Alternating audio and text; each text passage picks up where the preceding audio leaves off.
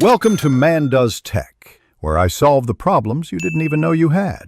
You're ready to pair? First, confirm the Google Home is powered and on the same Wi-Fi as your phone. Open the Google Home app and tap the device tile you want to use. Once in device settings, go to Audio, then Paired Bluetooth Devices. Enable pairing mode so the speaker advertises itself. This moves the speaker into discoverable mode, and your phone can now find it in Bluetooth settings. Act now so the device stays discoverable while you switch to your phone. On your phone, open Bluetooth settings and scan. You should see the Google Home appear as a selectable device. Tap its name to pair. Make sure you accept any prompts to allow pairing. Once connected, the phone will route audio to the Google Home.